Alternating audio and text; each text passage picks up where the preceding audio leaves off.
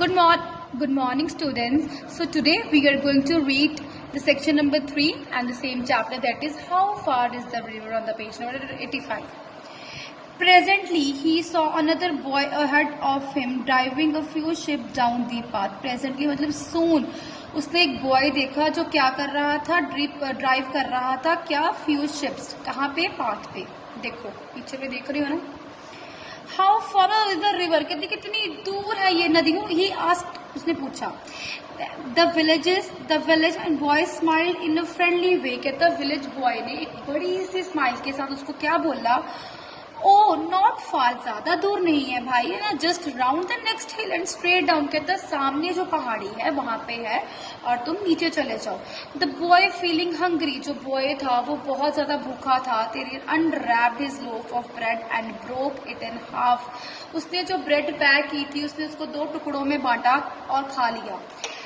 Offered 1 portion to the village boy, और उसने एक पोर्शन किसको ऑफर किया बेटा, विलेज बॉय को. They set on the hillside and ate in the silence. वो बेचारा यहाँ पे देखो बैठ गया एक शांत माहौल में और उसने वो जो हिल साइड पे बैठ के उसने वो क्या किया, वो टुकड़ा खा लिया.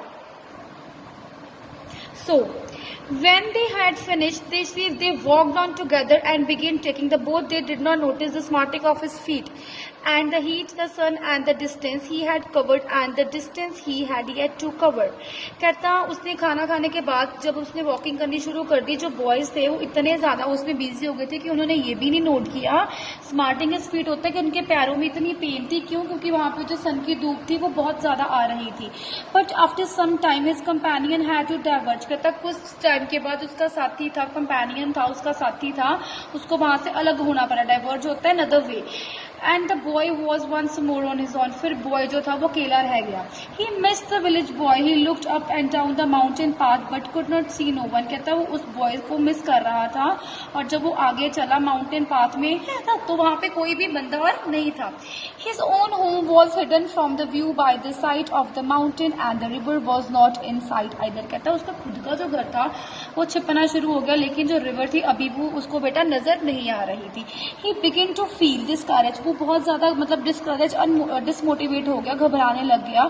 If someone had been with him, कहता काश उसके साथ कोई होता. देखो आप ये देख रहे हो ना, he would not have felt hurt. बेटा फेल्ट हर्ट क्या होता है, वुड नॉट हैव हेजिटेटेड और फेल्ट डिस्करेज. मतलब वो इतना ज्यादा अपने आप को वुड नॉट हैव हेजिटेटेड और वो फेल्ट डिस्करेज नहीं हो रहा था. बट अलोन, वो अकेला था. He was tired and lonely, थक चुका था और अकेला था. ही वॉज सॉरी, उसने सॉरी बोली. He had finish the bread. हो कहता मैंने ब्रेड खत्म कर ली. ही माइट वांटेड लेटर, क्योंकि बहुत दूर नदी थी, शायद उसको बाद में भूख लग जाए. Yet he had come more than half way. वो हाफ वे से ज्यादा आ गया. And could not turn back, वो मुड़ नहीं सका. He had see the river, उसने रिवर को देखा. If he failed he would always be ashamed of the experience. करता अगर वो वहां से मुड़ गया और इतना बड़ा एक्सपीरियंस वो मिस कर गया तो वो अपने आप को शेम फील करेगा. सो ही वॉक्ड, उसने वॉक की on along the hot dusty stony path past mud huts and terrace fields. कहता उसने इतने मुश्किलों के साथ ये पड़ाव पैदा किए. डस्टी था, स्टोनी था, पाथ था, मड थे जो घने घने और वो थे. Right, only forest and sun and loneliness, सिर्फ सन और एक वो अकेलापन था.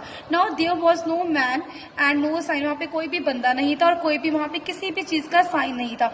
Only trees and rocks and bramble. Bramble क्या होता है बेटा, थॉर्नी बस. सिर्फ ट्रीज थे, रॉक्स थे, चट्टाने थी और वो था. और वो एकदम क्या था, वहां पे साइलेंस थी. So the silence was impressive and a little frightening. जो साइलेंस थी वो थोड़ी सी इम्प्रेसिव थी और थोड़ी सी डरावनी थी. ठीक है बेटा. It was different from the silence of a room or street. It was the silence of space of the unknown. घर में जो साइलेंस होती है उससे थोड़ी सी डिफरेंट थी, बल्कि जब देख रहे हो घने जंगल है तो थोड़ी डरावनी सी साइलेंट थी. मतलब हमें पता नहीं था.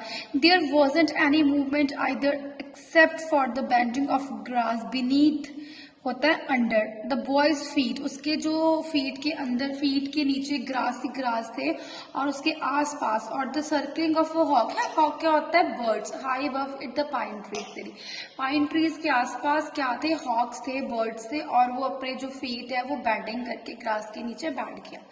Then as the boy rounded the sharp bend and the silence broke into sound. कहता जो उसकी वो साइलेंस के साथ बैठ गया और उसकी अचानक जो वो साउंड थी वो ब्रोक हो गई। अ सडन रोरिंग साउंड, एक रोरिंग की आवाज आई और वो क्या था? The sound of the river, नदी की आवाज थी। Far down in the valley the river tumbled over rocks, कुछ देर बाद वो जो रिवर थी, जो वैली थी, वो टम्बल्ड, कहाँ गिरी हुई थी? टम्बल मीन्स फॉलन, रॉक्स के आसपास। फास्ट एंड फ्रेनाइज्ड, फ्रेनाइज्ड क्या होता है? अनकंट्रोलेबल, अपने आप को कंट्रोल करना।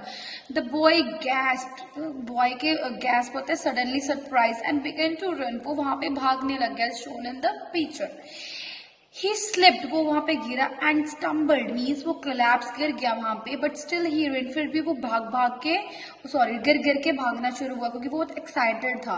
Then he was ankle deep in the painfully, जो उसके एंकल थे, उसके घुटने में दर्द हुई थी। कोल्ड माउंटेन वाटर, पानी बहुत ठंडा था ना इसलिए। And the water was blue and white and wonderful in the end he saw the river and the water was blue and white and it was mesmerised, means कि बहुत wonderful था।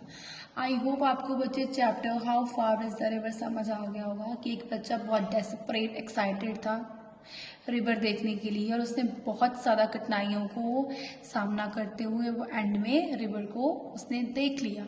तो इट मीन्स कि conclusion ये है कि अगर आप किसी चीज़ को चाहने की इच्छा रखते हो ना, डेस्परेट हो किसी की चीज़ के लिए, तो वो आपको श्योरली वो चीज़ आपको मिल ही जाएगी, right? So thank you and have a nice day.